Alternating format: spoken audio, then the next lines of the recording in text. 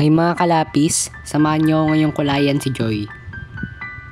So, since si Joy yung kinukulayan ko, usap tayo about si Joy. So, kapag narinig natin yung salitang Joy, parang papasok sa isip natin, masaya, no? Ano bang English ng masaya? Di ba happy? May happiness. Ang tanong, magkaparehas lang ba si Joy tsaka happiness? Yan, pwedeng pumasok sa isip natin yung tanong, pero actually magkaiba sila. Being happy kasi is kapag may happenings. For example, birthday mo, o kaya naman umuwi yung magulang mo from abroad, or nag-outing kayo, ganon. So, masaya ka kasi may mga happenings na ganon. So, happy ka kasi may happenings. Kaya ka may happiness. While yung joy naman is hindi to nawawala kahit anong sitwasyon. Ito yung kahit nasa hirap o ginhawa ka, hindi to nawawala. Kahit na namatayan ka ng kamag-anak, kahit na bumagsak ka sa school nyo, or whatever the circumstances will be, hindi nawawala ang joy. Yung mga taong may joy, sila yung mga taong mapagpasalamat. Yung na-appreciate nila kahit yung mga small things, kahit na may mga problema silang pinagdadaanan. And yung mga taong may joy, sila yung mga taong hopeful. Yung kahit na nasa anong sitwasyon sila,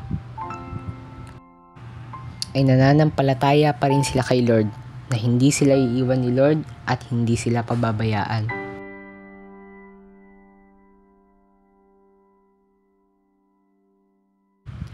At ang pinagkaiba pa ng happiness at joy ay yung happiness mahanap mo dito sa mundo.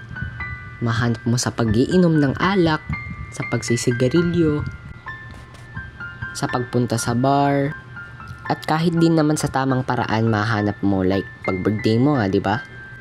O kaya naman kung may family reunion kayo o may family outing kayo, mahanap mo yung happiness. Pero yung joy, mahanap mo lang siya sa Diyos. Kaya yung mga taong may joy, sila yung mga taong may Diyos. Ang saya kapag may joy, no? Pag meron kang joy, mararamdaman mo na ang laya-laya mo. Kaya, hayaan mong palayain ka ng Diyos. Surrender your life to God and magkakaroon ka ng joy.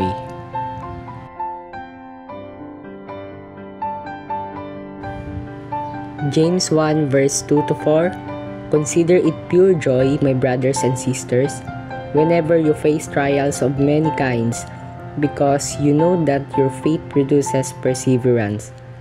Let perseverance finish its work, so that you may be mature and complete, not lacking anything.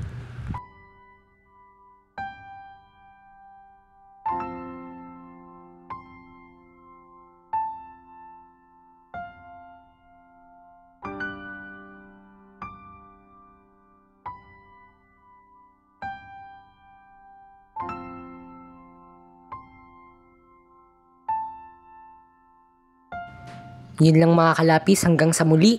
To God be all the glory.